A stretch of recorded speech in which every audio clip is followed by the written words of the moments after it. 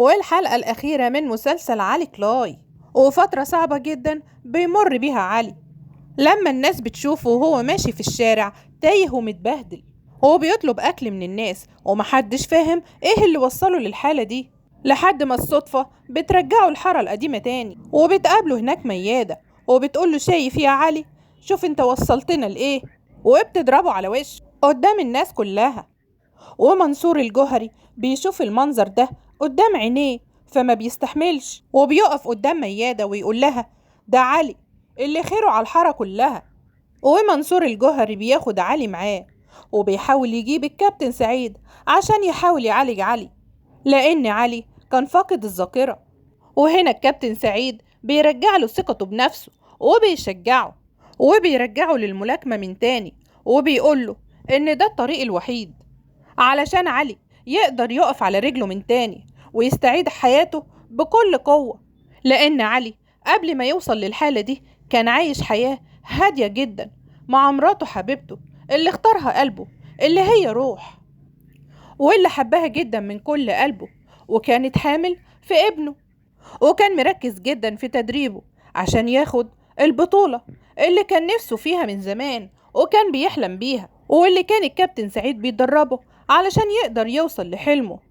بس بعد ما عزيمة وصفوان دبسوه في جريمة القتل بتاعت عزة وقفلوا له دار الأيتام، بعدها علي لما عرف إن روح اتخانقت مع ميادة وكانت عايزة تسقطها، طبعا وقتها هو مسكتش واتخانق مع ميادة وقال لها إياكي تلمسي مراتي تاني، ملكيش دعوة بيها.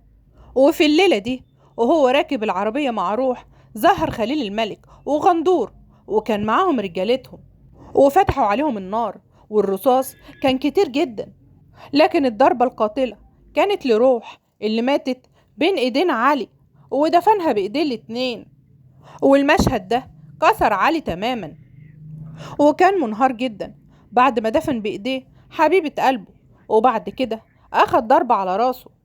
الضربة دي خلت علي يفقد الذاكرة نهائيا وبقى يمشي في الشوارع لحد ما بقى شحات وما عادش عارف هو مين، وبقى تايه جدا لحد ما الكابتن سعيد ظهر تاني وبدأ يعالجه ويرجع له تاني نفسه، اللي قال له لازم ترجع يا علي وبكل قوتك علشان تاخد البطولة اللي طول عمرك بتحلم بيها. وفعلا علي رجع وأقوى من الأول كمان علشان يقدر ينتقم كمان لروح حبيبته.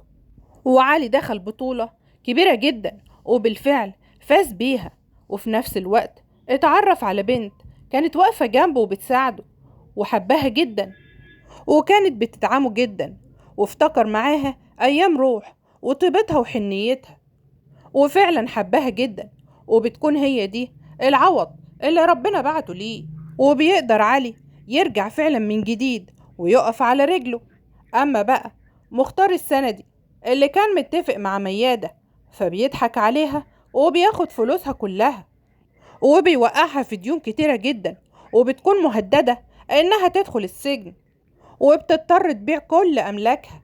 والمفاجأة بقى ان علي هو اللي هيشتري كل املاك ميادة علشان يقف جنبها ويساعدها، وبيفكرها في نفس الوقت بكل اللي هي عملته معاه، وبيقول لها ان الحقد والطمع هما السبب في كل اللي هي وصلت ليه، وبيسيبها تواجه مصيرها. وفي نفس الوقت علي بيروح يبلغ عن المعلم عظيمة في شحنة سمك فاسدة كان بيهربها، وبالفعل بيتقبض على عظيمة وبيدخل السجن. وعزازي هيروح يصالح علي بعد ما علي عرف ان هو ابوه وبيرجعه ويساعده ويخليه ملك السوق. اما ماهر فبيتجوز عيون في السر، ولما خليل الملك بيعرف بيبعت رجالته عشان يخلصوا عليه. اما جلال وهمت فبيتدبر لهم مكيدة وبيخسروا كل فلوسهم وبيدخلوا السجن. وفي النهاية بنشوف علي بعد كل اللي مر بيه وهو عايش حياة هادية مع زوجته الجديدة اللي هتكون حامل مع منصور الجوهري ومع سيف. وبكده بتكون نهاية علي كلاي بعد ما قدر يقف تاني على رجليه بعد كل الألم والخسارة اللي هو مر بيها.